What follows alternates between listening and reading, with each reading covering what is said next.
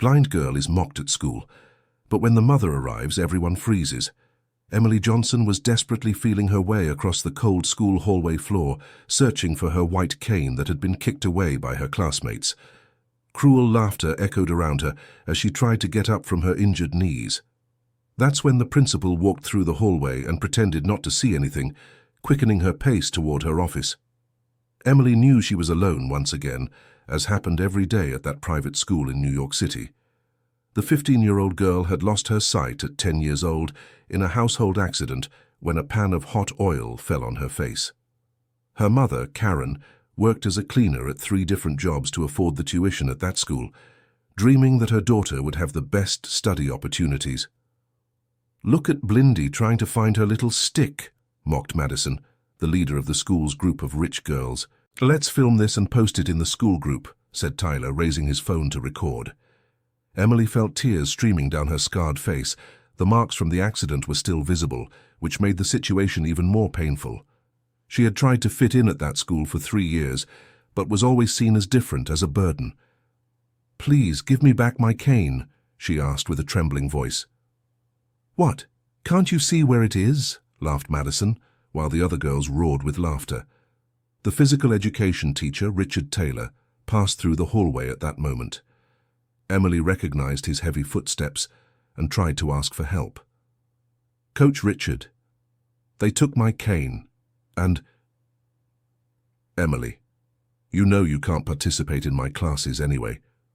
Go to the library and stop causing trouble," he replied coldly, continuing on his way. The humiliation was constant. During lunch, the girls would throw food on her tray when she didn't notice.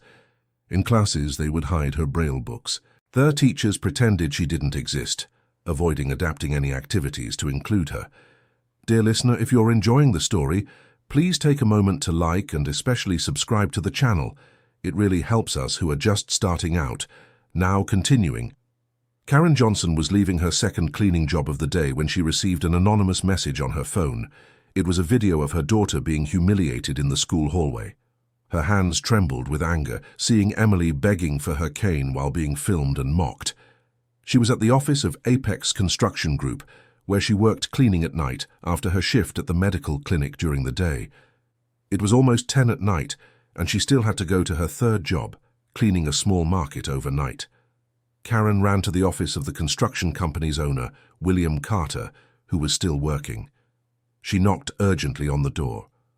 "Sorry, Mr. Carter, but I need to leave right now." "Right. It's my daughter. She's going through a terrible situation at school." William lifted his tired eyes from the papers. He was a 50-year-old man, always serious and focused on business. "Karen, you know I can't let you go like this. We have that important event tomorrow and the office needs to be impeccable." "Please, sir, look at this." She showed him the video on her phone with trembling hands. William watched the video, and his face grew increasingly dark.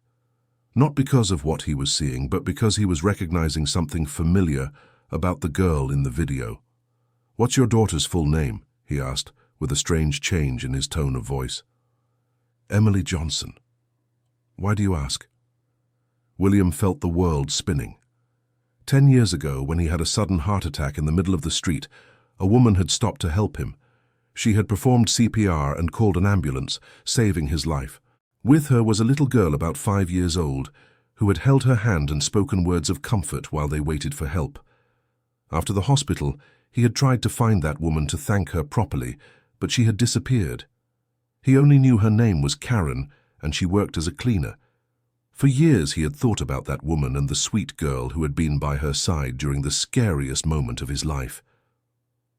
"Karen, do you remember helping a man who had a heart attack on 5th Avenue 10 years ago?" Karen's eyes widened. Of course she remembered. It had been right after Emily's accident. They were coming from the hospital when they saw that man collapsed on the sidewalk. You are—" "Yes, it's me. You saved my life, Karen, and now I need to save your daughter's." William picked up the phone and dialed a number. On the other end, his private helicopter pilot answered. "Charlie, prepare the aircraft immediately. We have an emergency." Karen couldn't believe what was happening. The man she had helped years ago, expecting nothing in return, was her boss. and now he was mobilizing to help Emily. But Mr. Carter, all this isn't necessary. Karen, for 10 years I've thought about how I could repay what you did for me. Now I know.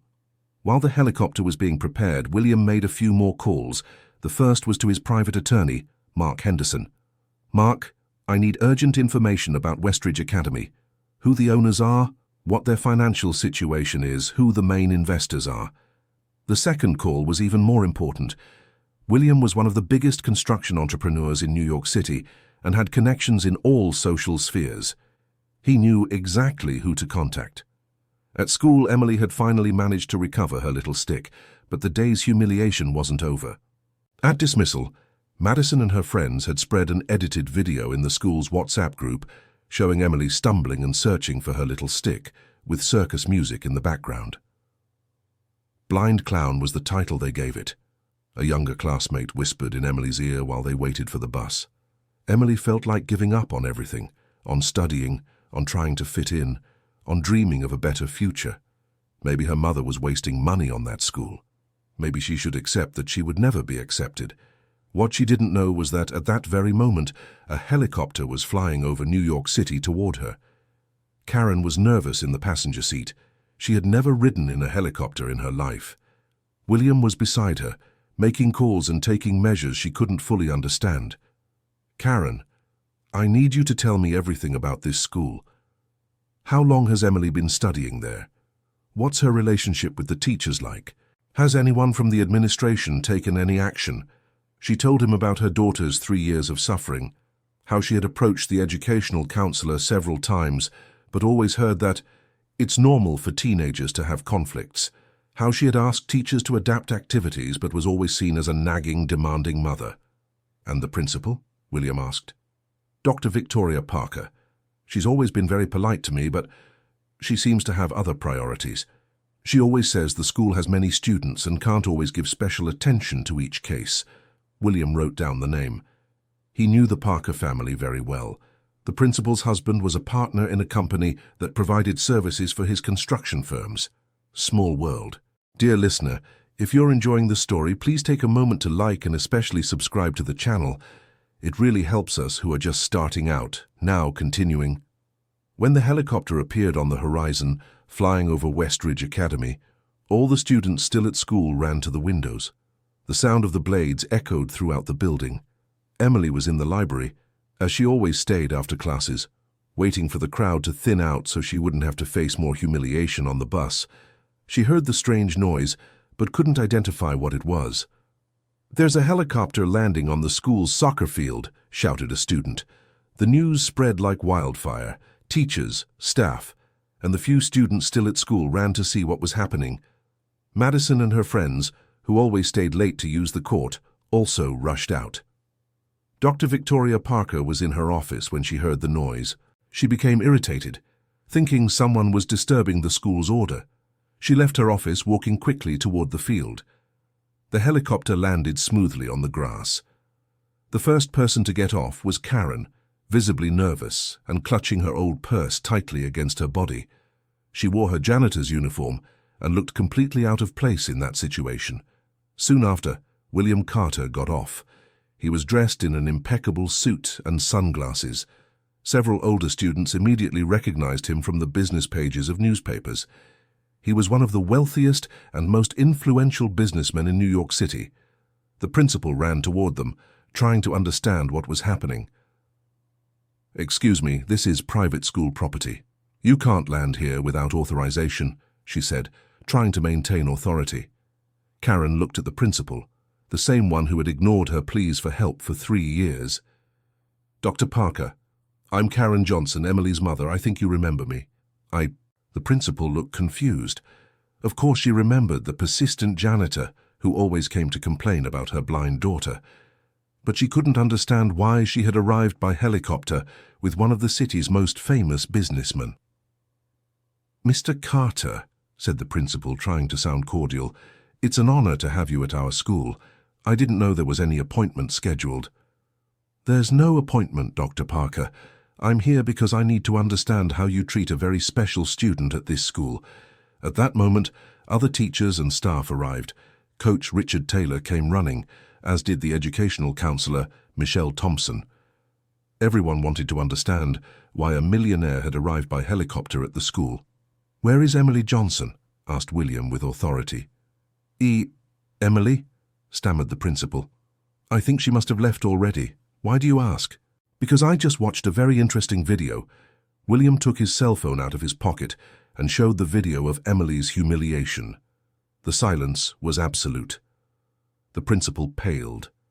Coach Richard felt his stomach churn, remembering how he had ignored the girl's plea for help a few hours earlier. Madison and her friends, who were watching from a distance, began to feel nervous. They had spread the video and created even worse ones. "I demand an explanation," said William, his voice echoing across the field. "How is it possible that a student is systematically humiliated at this school and no one does anything?"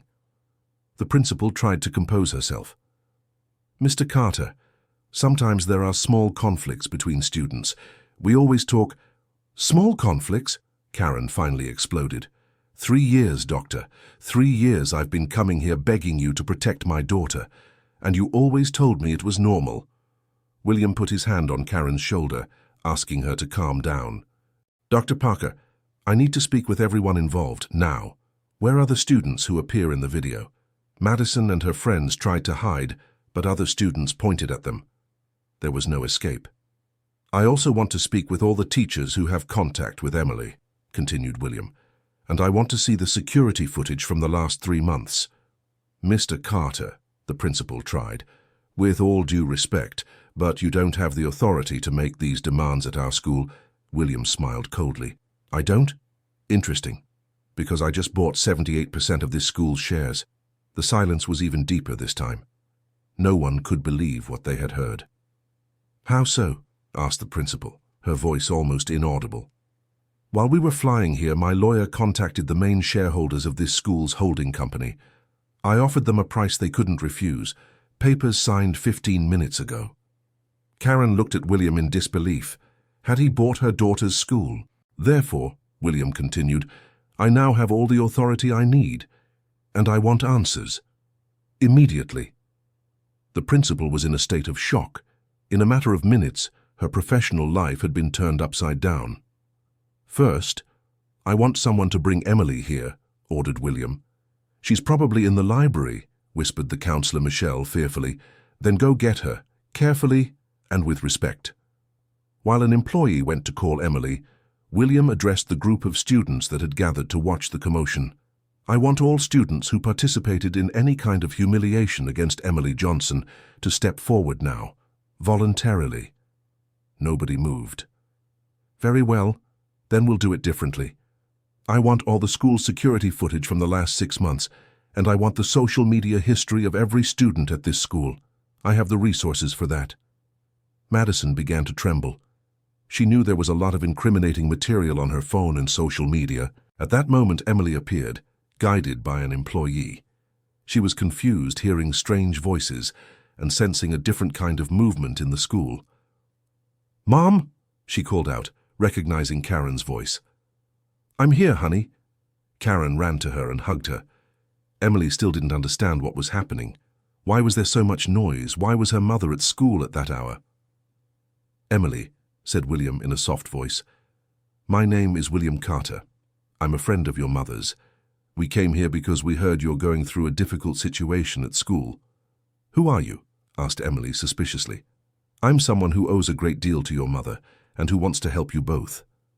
Karen quickly explained to her daughter about the meeting years ago and how William had become the new owner of the school. Emily couldn't process all that information. It was too surreal. "Now," said William, addressing everyone present again, "I want to understand exactly what happens at this school." He pointed at Madison. "You, come here." Madison approached reluctantly, her friends staying behind. "What's your name?" "Madison. Madison Wilson."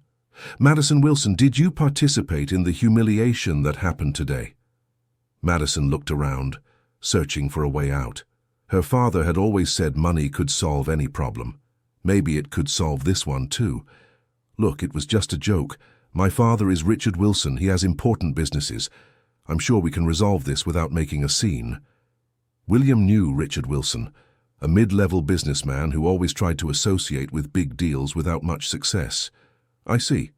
And what kind of joke is kicking a blind person's little stick?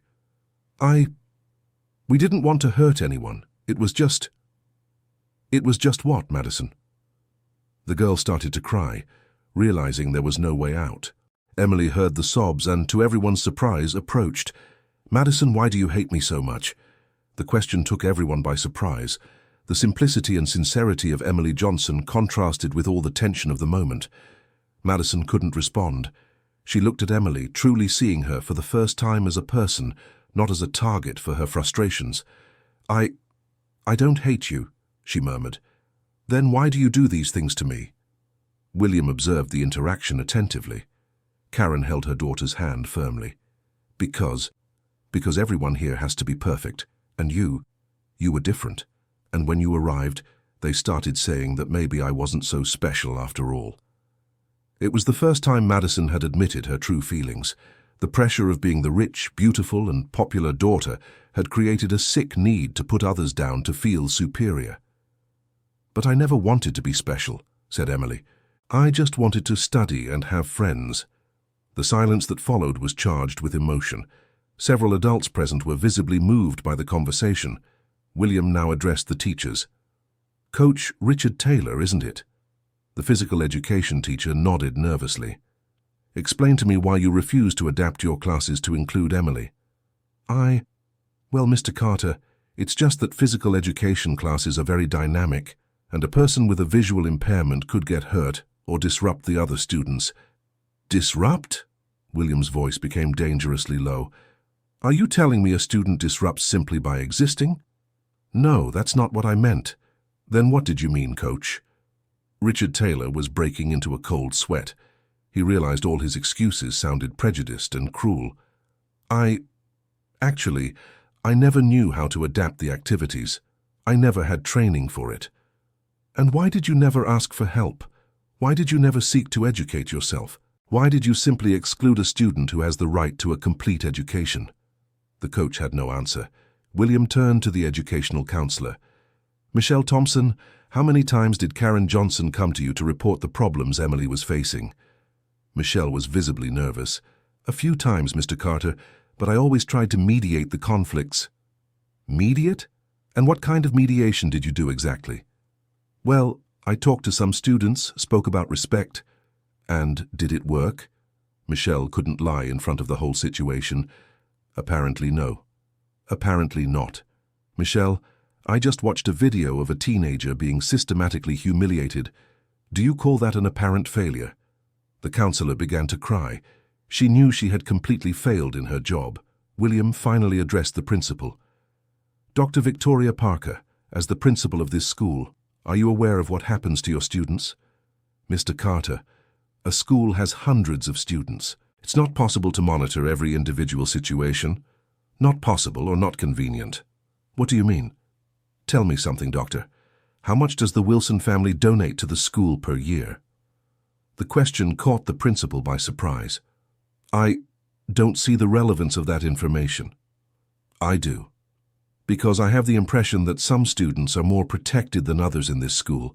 Some parents are heard more attentively than others. Victoria swallowed hard. That was exactly what happened, but she would never admit it publicly. Karen, who had remained silent observing everything, finally spoke. Dr. Parker, how many times did I come to you? How many times did I cry in this office asking for help for my daughter? Karen, you always told me it was normal, that teenagers are cruel, that I was exaggerating, and when I insisted, you hinted that maybe another school would be better for Emily. I never said that directly. You didn't need to. The message was clear. A cleaning lady mother and her disabled daughter were not welcome here. Karen's words echoed across the field. Many of those present lowered their heads in shame. Emily held her mother's hand more tightly. Finally, someone was speaking up for her, defending her. William observed everyone's reaction and made a decision. Very well. Now I'll explain how things will work from today onward. He paused, looking each person in the eyes. First, This school will immediately implement a comprehensive inclusion and accessibility program, not just for visual impairment, but for all special needs. Second, all teachers and staff will undergo mandatory training on inclusion and human rights. Third, a rigorous bullying monitoring system will be created, with severe punishments for any type of discrimination. Fourth, educational guidance will be completely restructured, with professionals specialized in diversity and inclusion. The principal tried to protest. "Mr. Carter, these changes require significant time and resources." "The resources are already approved, and time? Well, you've had 3 years to act voluntarily. Now the changes will be mandatory and immediate." William turned to Madison and her friends. "As for you, you have 2 options. Either actively participate in a disability and diversity awareness program, including volunteer work with people with special needs, or be transferred to other schools." Madison looked at Emily, who remained calm beside her mother. I choose the awareness program," she said, surprising everyone. "Why?" asked William. Because I want to understand. I want to know why I did those terrible things. And I want to truly apologize to Emily." Emily turned toward Madison's voice. "Do you really want to apologize, or are you just scared?" The question was direct and honest, typical of Emily. Madison thought for a moment before answering. "Both, to be honest. I am scared, yes, but I am ashamed. Seeing all this, seeing how disappointed my mother would be if she knew." "Your mother will know," said William. "The parents of all those involved will be notified later today." Fear took hold of Madison again, but she continued. "Then let her know. Maybe it's time I face the consequences of what I did." William was impressed with the change in the girl's attitude. Perhaps there was hope for genuine transformation. "Emily," he said, "what would you like to happen to your classmates?" Emily remained silent for a moment, thinking. "I would like them to understand what it's like to be different, what it's like to feel alone every day. But I don't want them to be punished just for the sake of punishment. I want them to truly learn." The 15-year-old girl's maturity and wisdom impressed everyone. Even after so much suffering, she wasn't seeking revenge, but understanding. Karen felt immense pride in her daughter. Despite all the obstacles, she had raised an honest and generous person. "Then it's decided," said William. "The awareness program will be developed in partnership with organizations specialized in inclusion, and Emily will participate in the planning if she wants." "I want to," she replied without hesitation. At that moment, other cars arrived in the school parking lot. They were the parents of the students involved, urgently called by the administration after William's orders. Richard Wilson, Madison's father, was the first to arrive. He was a middle-aged man, visibly agitated. "What's going on here?" he asked, seeing the helicopter and all the commotion. When he saw William Carter, his attitude changed completely. "Mr. Carter, what a surprise to see you here. I didn't know you had an interest in our region's education." "I do, Mr. Wilson, and specifically in what happens to a student named Emily Johnson." Richard looked confused at his daughter, who was visibly embarrassed. "Madison, what do you have to do with this?" William showed the video to Richard, who watched in growing silence. As the images played, his face grew redder with anger and shame. "Madison, how could you do something like this?" "Dad, I don't want to hear excuses." He turned to William. "Mr. Carter, I apologize profusely. I didn't know my daughter was involved in something like this." "Mr. Wilson," said Karen, approaching, "I'm Karen Johnson, Mariana's mother." Richard looked at Karen, noticing her cleaning uniform. For a moment he seemed to hesitate about how to address her, but William Carter's presence made it clear she should be respected. "Mrs. Johnson, I have no words to apologize. My daughter was raised to respect people, not to humiliate them." "Was she raised or was she spoiled?" asked Karen directly. The question took Richard by surprise. He wasn't used to being questioned, especially by someone he considered from a lower social class. "What do you mean?" he asked, already somewhat irritated. "Mr. Wilson," William intervened, "I think Karen asked a very pertinent question. Raising a child with values is different from simply giving her everything." Richard realized he was in dangerous territory. William Carter was one of the most powerful businessmen in the city, and disrespecting him would be professional suicide. "You're right," he said, swallowing his pride. "Perhaps I failed to teach my daughter fundamental values."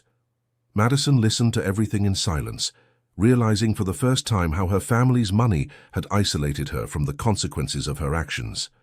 Dear listener, if you're enjoying the story, please take a moment to like and especially subscribe to the channel.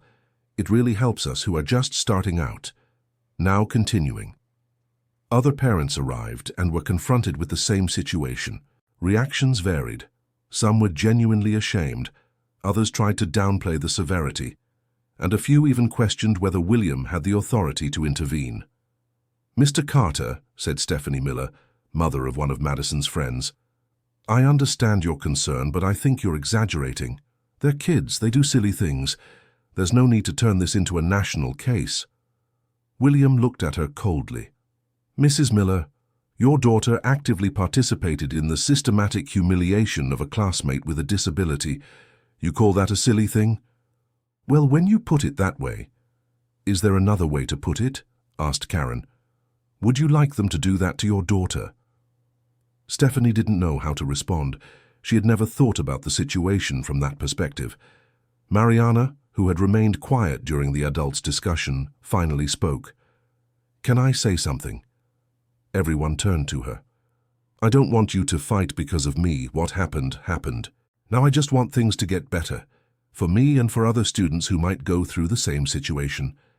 Mariana's simplicity and wisdom silenced the arguments. That 15-year-old girl was being more mature than all the adults present. "Mariana is right," said William. "The focus now should be on the solution, not the blame. But that doesn't mean there won't be consequences."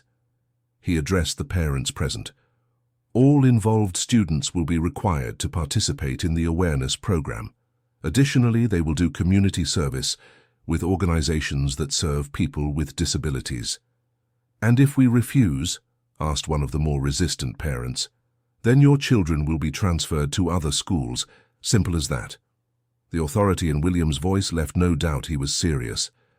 "Furthermore," he continued, "this school will implement a family monitoring system. The parents will also participate in workshops on inclusion and diversity. Richard Wilson was the first to accept. Madison will participate in everything necessary, and I will too." Gradually, the other parents agreed. They didn't have much choice, but some seemed genuinely interested in understanding and improving. The principal, who had stayed in the background during the discussions, approached William. "Mr. Carter, as the new owner of the school, I imagine there will be changes in the administrative staff." William looked at her for a long moment. "Dr. Parker, that depends entirely on you. If you're willing to embrace the necessary changes and work to make this school a truly inclusive place, there's room for everyone to grow. If not, well, there are always other professional opportunities." The message was clear. The principal would have to prove she deserved to keep her position. "Coach Richard," William called, "the same rule applies to you. Are you willing to train yourself and include all students in your classes?" Richard nodded vigorously. "Yes, sir. I'm already researching training courses in inclusive physical education." "Great. And Michelle, what about educational guidance?" "I'm completely committed to the changes, Mr. Carter. I know I failed Emily, and I don't want that to happen to any other student." William seemed satisfied with the answers, but Karen still had something to say. "Mr. Carter, I appreciate everything you're doing for us, but I want you to know that you don't need to feel obligated because of what happened years ago. Karen, this isn't an obligation. It's an opportunity. An opportunity to do something meaningful, something that really matters." He looked at Emily. "And you, Emily, how do you feel about all these changes?" Emily was thoughtful before answering. "Scared but hopeful. Scared because changes always scare you. Hopeful because maybe other students won't go through what I went through. And what about your classmates? Do you believe they can really change?" Emily turned in the direction where she knew Madison was. "Madison, do you really want to change, or are you just trying to avoid trouble?" Madison took a deep breath before answering. "Emily, I won't lie. When all this started, I was just scared. But now, hearing you speak, seeing how strong you are, I feel small and ashamed. I really want to change. I want to understand why I did those things, and I want to be a better person." "Then let's try," said Emily, extending her hand toward Madison. Madison looked at the outstretched hand, hesitated for a moment, and then shook it. "Thank you for giving me a chance," she whispered. The moment was emotional for everyone present. Karen had tears in her eyes seeing her daughter's generosity. William observed the scene with satisfaction. Perhaps that terrible situation could turn into something positive for everyone. "Very well," he said, resuming his practical tone. "Now let's define the next steps." In the following days, the school's transformation was impressive. William hired the best inclusion specialists in the country to develop a comprehensive accessibility program. The first change was physical. Tactile floors were installed throughout the school. Braille signage was placed on all doors and handrails, and bathrooms were adapted for different needs. But the most important changes were human. All teachers began an intensive course on educational inclusion. Coach Richard was the most dedicated, even visiting specialized centers to learn adapted physical education techniques. Michelle, the educational counselor, was replaced by a professional specialized in diversity and inclusion, but was kept as an assistant to learn and develop. Director Parker genuinely strived to lead the changes, participating in all training sessions and working alongside the new specialists. Madison and her former friends started the awareness program. The first activity was a visit to a special school for people with visual impairments. "I want to experience what it's like not to see," Madison told the tour instructor. "Are you sure? It can be an intense experience," the instructor replied. "I am. I need to understand." Madison spent 2 hours blindfolded, trying to perform simple tasks like walking, eating, and writing. The experience was transformative. "I couldn't even cross a room without getting lost," she told Emily later. "How do you do so many things?" "Practice, and I learned to use other senses," Emily explained. "But the hardest part isn't the disability itself. It's how people treat you because of it." Madison was beginning to truly understand the impact of her actions.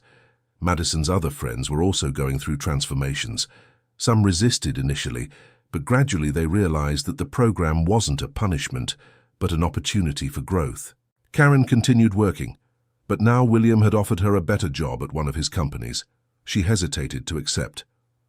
"I don't want people to think I'm taking advantage of the situation," she said. "Karen, you deserve a better opportunity, and I need people with integrity on my team." After much thought, Karen accepted the new job, which allowed her to work regular business hours and have more time with her daughter. Emily, in turn, was thriving at the new school. The teachers now knew how to adapt activities, and she felt included in all classes, but the biggest change was social. Other students began approaching her, interested in getting to know her for real. Some even offered to learn Braille to communicate better with her. "Emily, can I ask you a question?" said Charlie, a classmate. "Sure. How do you manage to be so positive after everything you've been through?" Emily thought about the question. "I guess because I learned that holding on to anger only hurts yourself, and because I believe people can change if they really want to." 3 months after the helicopter's arrival, the school was unrecognizable, not just physically, but especially in the atmosphere. There was greater respect among students, more skilled teachers, and a zero-tolerance policy for any kind of discrimination. Madison had become one of the biggest advocates for inclusion at the school. She and Emily developed a genuine friendship based on mutual respect and understanding. "Emily, can I tell you something?" Madison said one day during break. "Sure. My life was very empty before. I hurt others to feel important, but deep down I felt awful about myself. And now? Now I feel useful. Like I have a purpose. I'm helping other students who are struggling, and that makes me truly happy." Emily smiled. "It's good to know something positive came out of that whole bad situation." The transformation didn't go unnoticed by the media. Newspapers and magazines began reporting on the inclusive revolution at Westridge Academy. William was sought for interviews, but he always made sure to highlight Karen and Emily as the protagonists of the story. "The credit isn't mine," he said in an interview with a local newspaper. It belongs to a courageous mother who never gave up fighting for her daughter, and an exceptional girl who turned suffering into an opportunity for change. The publicity brought visitors from other schools interested in implementing similar programs. William decided to create a foundation to promote educational inclusion throughout the state. "Emily, I'd like you to be one of the youth coordinators of the foundation," he proposed. "Me, but I'm just a student." "You are so much more than that.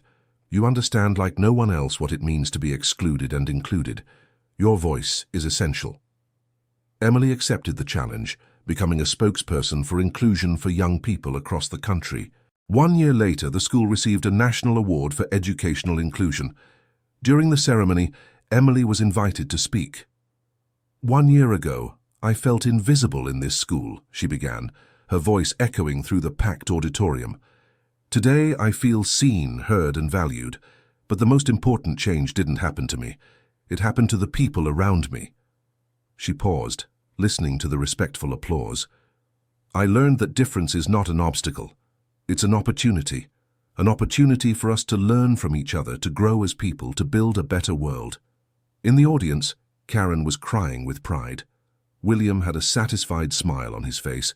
Madison and her former friends were applauding enthusiastically, transformed by the journey they had taken.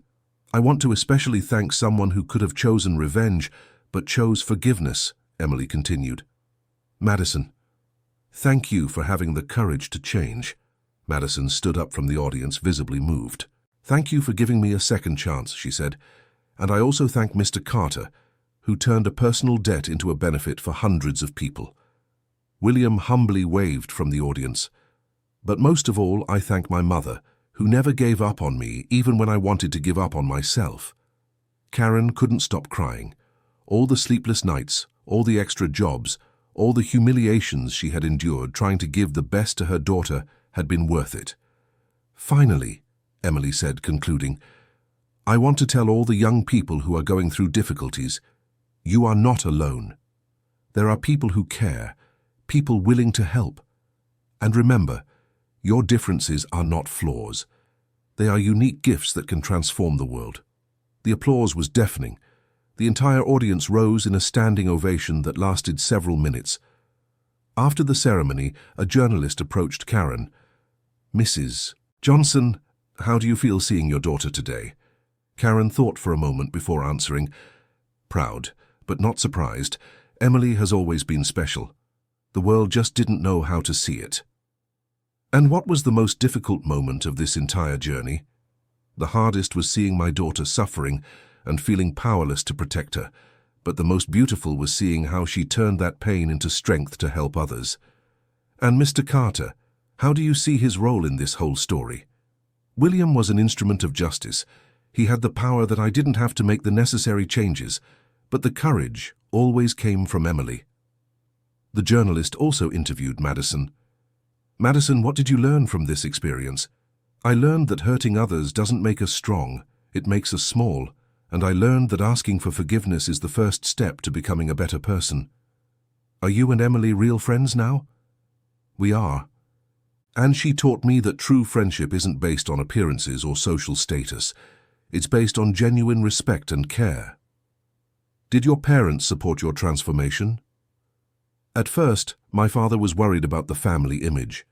But when he saw how much happier and more confident I was, he began to understand. Today, he is one of the biggest supporters of the foundation." William was also sought out by the journalists. "Mr. Carter, why did you decide to invest so much in this cause?" "Because inclusive education isn't charity. It's an investment in the future. When we include everyone, we harness all the available human potential." "And personally, what did this experience mean to you?" "It reminded me why I do what I do. Money and power only make sense if they can be used to improve people's lives." "Do you plan to expand the project?" "We're already working with 10 schools in different states. The goal is to reach 100 schools in the next 3 years." 2 years after the famous helicopter day, as it became known at the school, the transformation was complete and irreversible. Westridge Academy became a national reference in educational inclusion. It received visitors from other countries interested in replicating the model. Emily, now 17, had become a nationally recognized young leader. She gave lectures, participated in conferences, and was writing a book about her experience. Madison was studying psychology, inspired by the personal transformation she had experienced. She intended to specialize in therapy for teenagers with social adaptation difficulties. Karen had been promoted at William's company and was studying business administration at night. Encouraged by her daughter and her boss, the counselor Michelle had become a respected expert in educational inclusion, giving courses for professionals from other schools. Coach Richard developed innovative, inclusive physical education techniques that were adopted in schools across the country. Even Principal Victoria transformed, becoming a genuine leader in inclusive school management. "Emily," said William at a foundation meeting, "have you thought about what you want to do after graduation?" "I want to study law," she replied. "Human rights, specifically. I want to ensure that other people don't go through what I went through."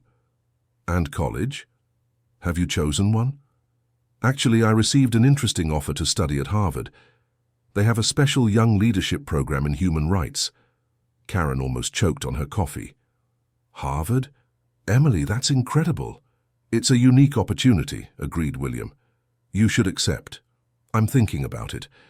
But I also received an offer from Columbia University to develop a research project on educational inclusion in the United States. I'm torn. Why not both? Why not?" suggested Madison, who was present at the meeting. "One semester at Harvard, then come back to develop the project at Columbia." "That's an interesting idea," said Emily thoughtfully.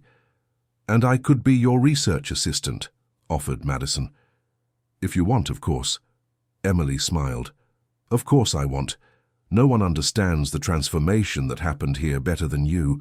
The partnership between the two former enemies now extended to future plans." On the 3rd anniversary of the helicopter day, the school organized a special celebration. Former students returned to share how the experience had impacted their lives. Tyler, the boy who had filmed the original humiliation, was now studying journalism and specializing in human rights coverage. "That day completely changed my perspective on the power of media," he said. "I realized that a camera can destroy or build lives, depending on how it's used." He approached Emily. "I want to apologize again. And I want you to know that I dedicate my work to telling stories that promote inclusion and respect. Thank you, Tyler. And congratulations on the courage to change direction." The celebration was an emotional milestone for everyone. Seeing how a terrible situation had transformed into a positive force that impacted hundreds of lives was almost surreal. During her speech at the celebration, Karen reflected on the journey. 3 years ago, I was just a desperate mother trying to protect her daughter. Today I'm part of a movement that's transforming education in our country. She looked at Emily, who was on stage beside her. "But what makes me proudest isn't the awards or the recognition. It's seeing that my daughter transformed her pain into purpose, that she chose to use her experience to prevent others from going through the same suffering." "And I learned something important," Karen continued. "Sometimes life's most difficult situations are opportunities in disguise. Opportunities to grow, to change, to make a difference." William stepped onto the stage to deliver the final speech. "When I decided to buy this school 3 years ago, I thought I was simply returning a favor. I never imagined I was beginning the most rewarding experience of my business career."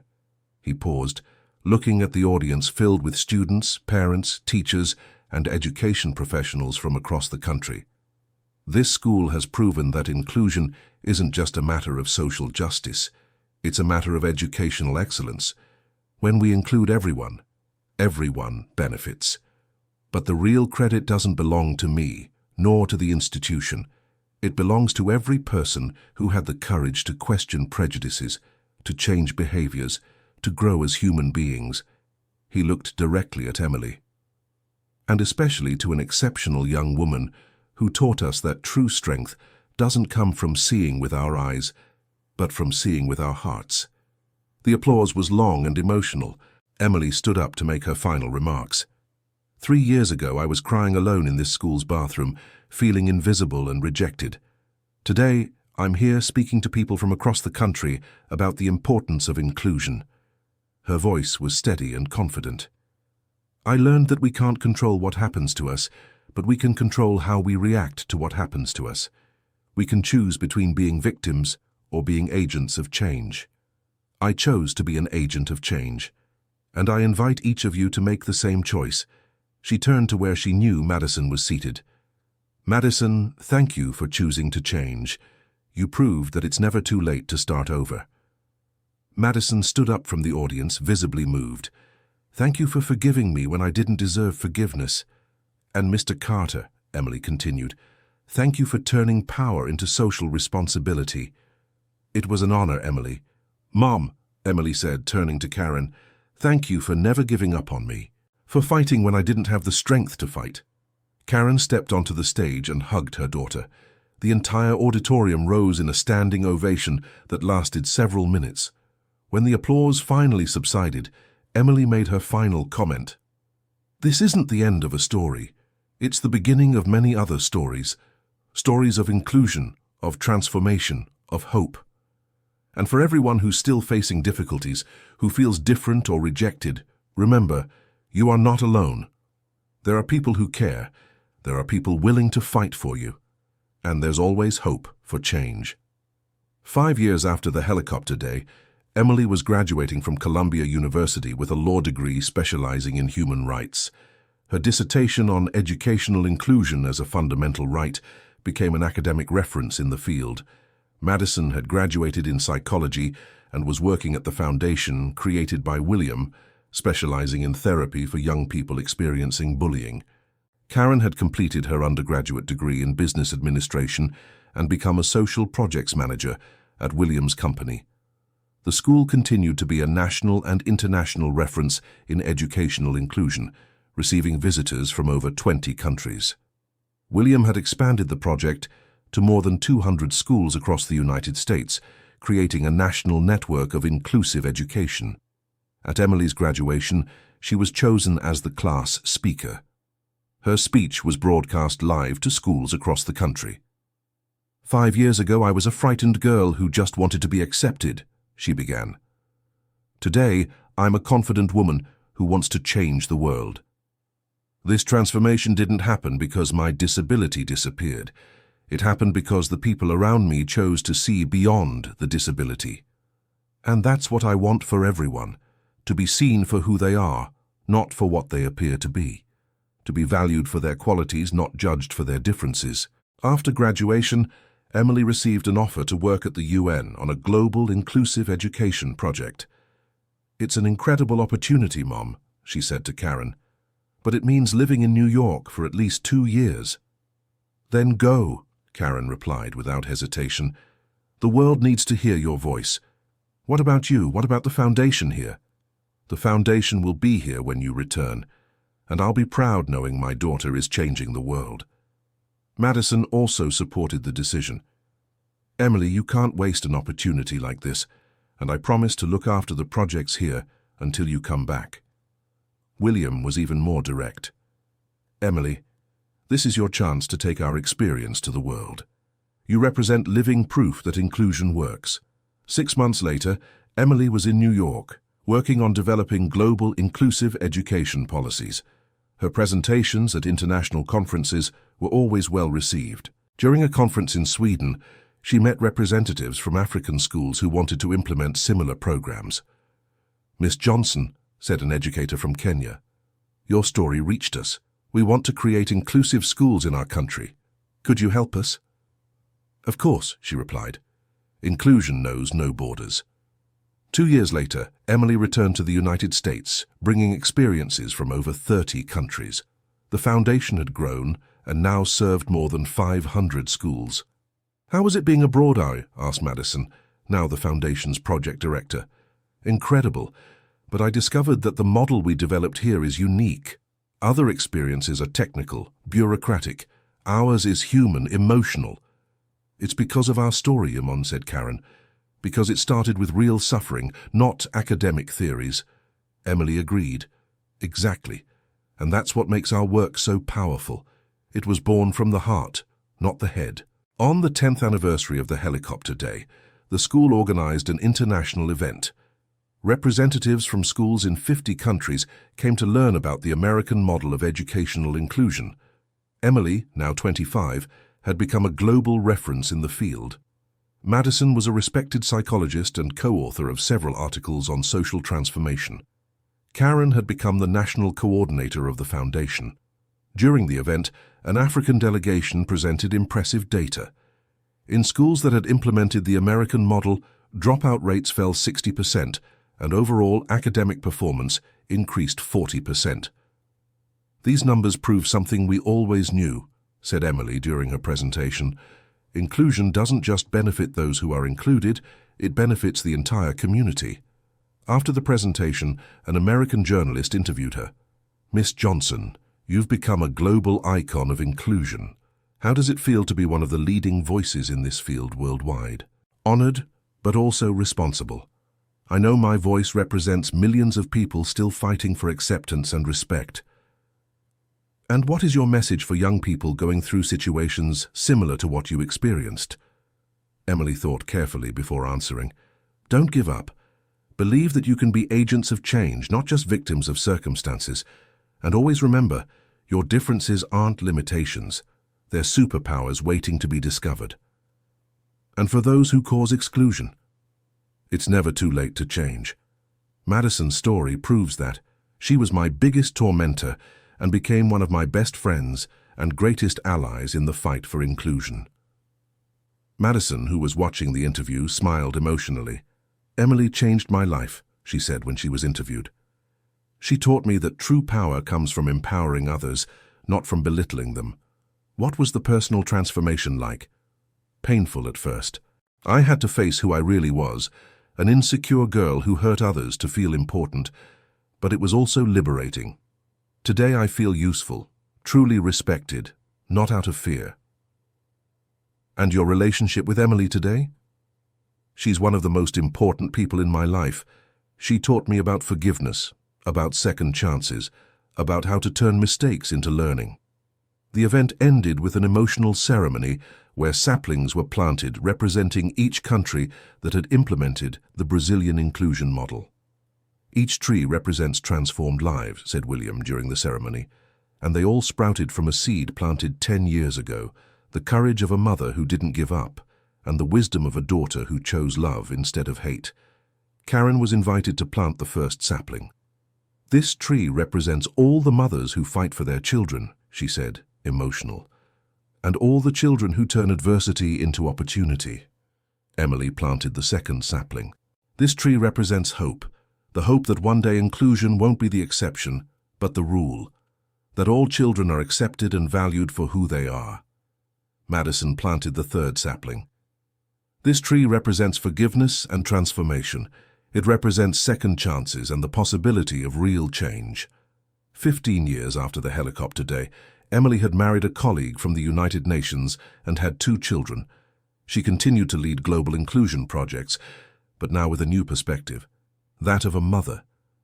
"Having children made me understand even better the anguish my mother went through," she said in an interview, "and made me even more determined to create a world where all children are accepted." Madison had specialized in family therapy and opened a clinic that served families in vulnerable situations for free. Karen had retired, but continued as a consultant for the foundation, now run by Madison and a team of former students from the school. William, at 70 years old, had transferred the management of the foundation to the younger generation, but remained as honorary president. The original school had become a center for studies and research in educational inclusion, receiving researchers from all over the world. On a Sunday afternoon, Emily visited the school with her children. It was always emotional to return to the place where it all began. "Mom, is this where you went to school?" asked her 7-year-old daughter. "Yes, sweetie, and it's here that I learned the most important lessons of my life." "What lessons?" "That we're all different, and that's beautiful. That we can choose to hurt or to help. And that love always wins over fear." They walked down the hallway where, decades ago, Emily had been humiliated. Now it was full of photos of former students who had excelled in different areas, always with a plaque reminding of the importance of diversity. "And that field over there," said Emily, pointing to where the helicopter had landed, "is where everything changed. Because of the helicopter, because of the people who got off the helicopter, because of the courage they had to do the right thing. At that moment, Madison arrived with her own children for the monthly meeting of the helicopter heirs, as they jokingly called themselves. "Emily, how was the trip to Africa?" "Amazing. We visited 15 schools that implemented our model. The results are impressive." "Did they share any touching stories?" "Several. But one especially stood out to me. A girl with hearing loss who was being excluded is now the student leader of her school. It's incredible how our story repeats itself all over the world and evolves. Every place adapts the model to its reality, but the principle is always the same. True inclusion transforms the entire community." The children ran off to play while the two friends talked. "Madison, do you regret anything?" "I deeply regret what I did to you, but I'm grateful you gave me the chance to change. Without that experience, I never would have discovered my life's purpose. And I'm grateful you had the courage to truly change. You proved that real transformation is possible." Karen arrived soon after, now a proud grandmother of 4 grandchildren. "How are the most famous girls in the United States?" she joked. "Mom, you're the famous one. The other day I read an article about you in an international education magazine." "Nonsense, I just did what any mother would do." "No, Mom, you did what an extraordinary mother would do. You never gave up, even when it seemed impossible." William arrived last, now using a cane due to age, but with the same determined smile as always. "How is our global ambassador for inclusion?" "Well, Mr. Carter. And you? How is retirement?" "Restless. I'm thinking about writing a book about our experience." "What a wonderful idea," said Madison. "It would be important to have everything documented. I even have the title already, The Helicopter of Hope, How a Debt of Gratitude Transformed Education." "Perfect," said Emily, "and I'd like to write the foreword." "It would be an honor." They sat in the same field where the helicopter had landed 20 years earlier, watching the children play. "Sometimes it feels surreal," said Karen. "How all this started with so much pain and turned into so much joy." "It's the miracle of human transformation," replied William. "When we choose love instead of fear, amazing things happen." "And when we have the courage to face our mistakes," added Madison. "I was a terrible person, but you gave me the chance to become someone better." "You always had potential for good," said Emily. "You just needed guidance." "And an example of true strength," finished Madison, looking at Emily. "You taught me that real strength isn't about hurting others. It's about getting up after being hurt, and using that experience to prevent others from going through the same." The children ran up to them, interrupting the philosophical conversation with typical youthful energy. "Aunt Madison, is it true you were mean to Mommy?" asked Emily's daughter. Madison looked at Emily, who nodded encouragingly. "It's true, sweetie.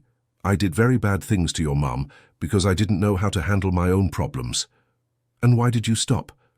"Because your mom taught me that hurting others doesn't solve our problems.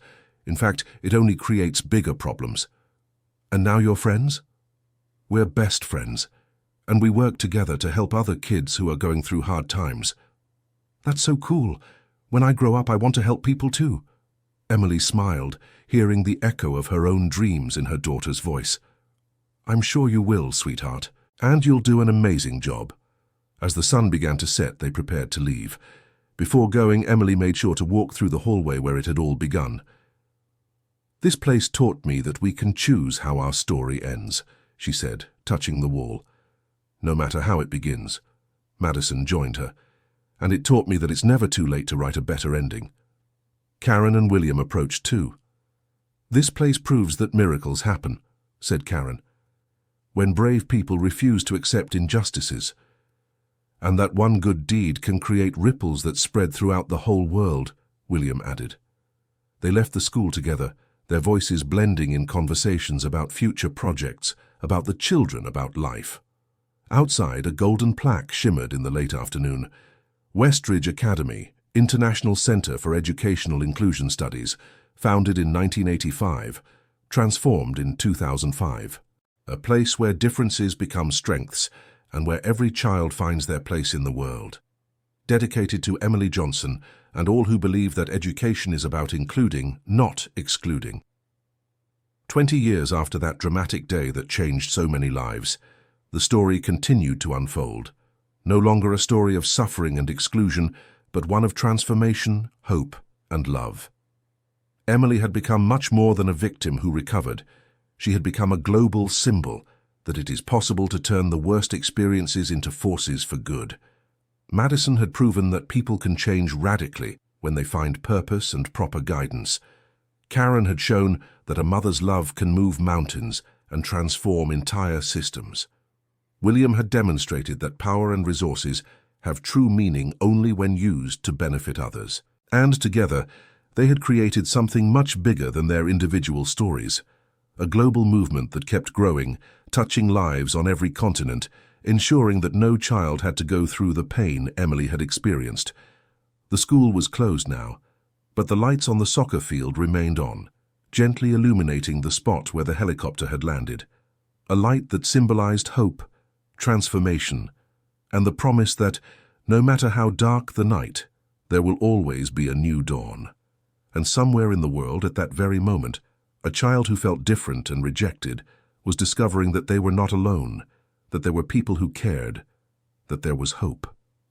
The legacy of the helicopter day continued to live on, spreading like ripples in an endless lake, touching lives that didn't even know they would be transformed.